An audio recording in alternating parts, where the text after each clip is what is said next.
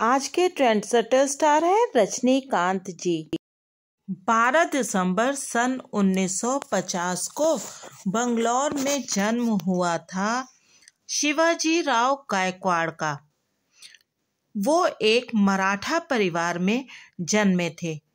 उनके पिताजी श्री रामोजी राव गायकवाड़ पुलिस में कांस्टेबल थे और वो मूलतः पुणे के मूल निवासी थे।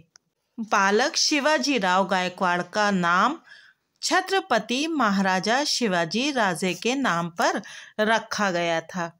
शिवाजी राव गायकवाड़ यानी रजनीकांत जी यानी थलाइवा, उनके बारे में इतना ज़्यादा लिखा जा चुका है कि कुछ भी नया बताना संभव नहीं है। वो अपने फैंस के दिलों में रहते हैं और फैंस उनकी ईश्वर की तरह पूजा करते हैं। रजनीकांत जी के 2 भाई और 1 बहन हैं। उनकी माताजी का निधन जब वो बहुत छोटे थे तब हो गया था और बचपन में वो बहुत शरारती थे और पढ़ने में भी बहुत अच्छे थे। फिर उनका एडमिशन रामकृष्ण मठ में करा दिया गया। वहाँ पर उन्होंने अपने एक्टिंग करियर की शुरुआत की। मठ में ही उन्होंने वेदों, पुराणों और इतिहास का अध्ययन भी किया। फिर आगे की पढ़ाई उन्होंने बंगलौर के और बहुत से कॉलेजों में की। इसके बाद उन्होंने नए खुले मद्रास फिल्म एक्टिंग इंस्टीट्यूट में एडमिशन ले लिया और वहाँ से एक्टिंग का कोर्स करने लगे।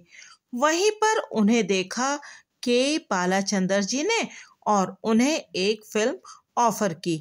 1975 में ये फिल्म रिलीज हुई और फिर रजनीकांत जी ने और भी कई फिल्में की।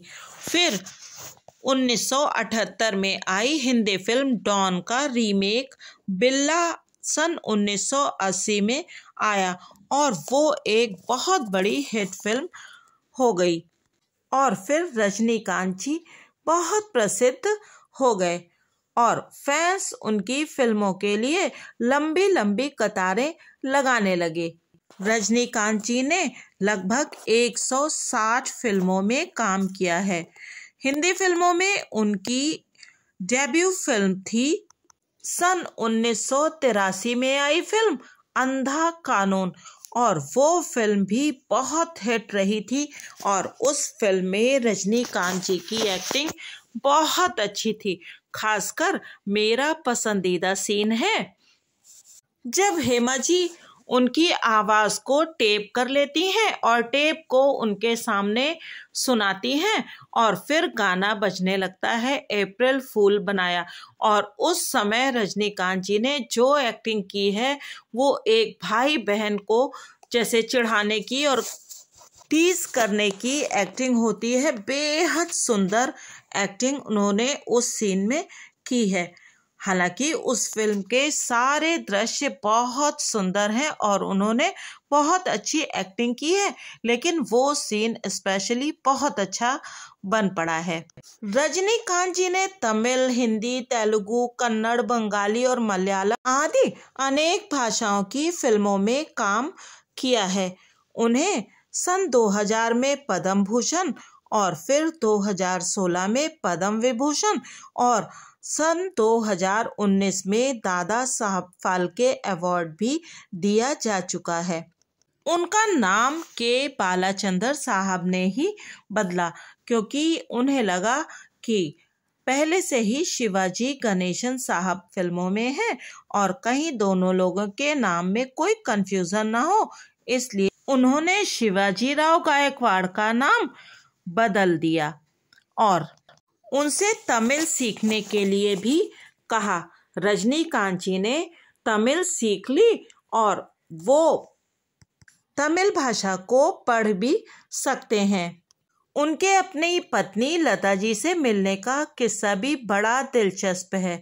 असल में लता जी रजनीकांत जी का एक इंटरव्यू लेने के लिए आई थी अपने कॉलेज की एक मैगजीन के लिए, और फिर दोनों में जान पहचान हुई और धीरे धीरे ये प्रेम में बदल गई और 26 फरवरी सन 1981 में दोनों ने शादी कर ली और दोनों के 2 बड़ी प्यारी प्यारी बेटियां हुई, ऐश्वर्या और सौंदर्या। ऐश्वर्या जी का विवाह फिल्म स्टार धनुष जी के साथ हुआ है और उनके 2 बेटे हैं। रजनीकांत जी के ऊपर यूं तो बहुत सारे मीम्स बनते हैं जिनमें उन्हें हर मुश्किल से मुश्किल काम करते दिखाया जाता है, लेकिन ये रजनीकांत जी की विश्वसनीयता ही है कि वो जो कुछ भी करते हैं या उन पर जो मीम्स भी बनते हैं, उन्हें देखकर ऐसा लगता है कि यदि रजनीकांत जी हैं तो ये काम वो जरूर कर लेंगे। दरअसल रजनीकांत जी एक बहुत ही आध्यात्मिक यानी स्पिरिचुअल व्यक्ति हैं और वो बहुत से गुरुओं को मानते हैं, जिनमें महाअवतार बाबा जी भी हैं। और रजनीकांत जी अक्सर हिमालय में जाते रहते हैं और वो महाअवतार बाबा जी की गुफा में भी जाते हैं। उसकी यात्रा वैसे तो काफ़ी दुर्गम है, लेकिन रजनीकांत जी अक्सर उस यात्रा को जाते हैं।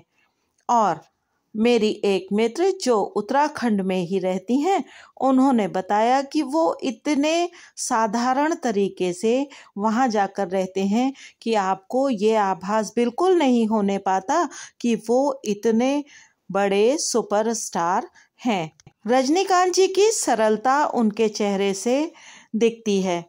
इस वर्ष की एक बहुत ही प्रसिद्ध फिल्म कंतारा के सफल होने पर उन्होंने उस फिल्म के निर्माता निर्देशक श्री ऋषभ शेट्टी जी को बधाई देते हुए कहा था कि इस संसार में जितना कुछ हम लोग जानते हैं उससे बहुत ज़्यादा ऐसा है जिसे हम नहीं जानते, यानी अज्ञात बहुत अधिक है और ज्ञात बहुत थोड़ा सा है।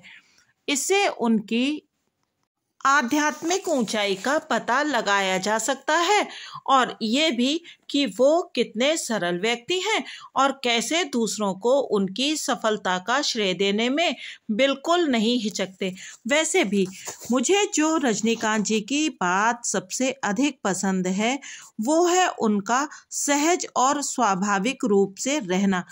रजनीकांत जी साधारण जीवन में कोई दिखावा नहीं करते हैं और जैसे हैं वैसे ही रहना पसंद करते हैं, एकदम आम इंसान की तरह से रहते हैं। सुपरस्टार रजनीकांत जी बिल्कुल साधारण तरीके से रहते हैं, यानी वो कोई विग नहीं लगाते, कोई मेकअप नहीं करते और बिल्कुल जैसे अपनी वेशभूषा भारतीय पारंपरिक होती है वैसी ही वेशभूषा में रहना पसंद करते हैं।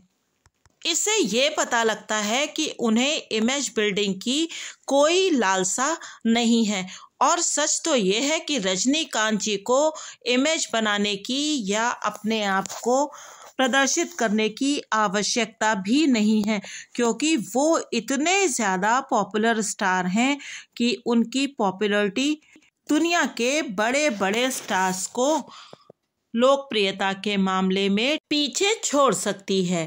कुछ विलंब तो हो गया है, लेकिन रजनीकांत जी को उनके जन्मदिवस पर अनेकों शुभकामनाएं मूवीज की सिनेमाबाजी परिवार की तरफ से। वो सदा स्वस्थ रहें, प्रसन्न रहें और आध्यात्मिक उन्नति करते रहें।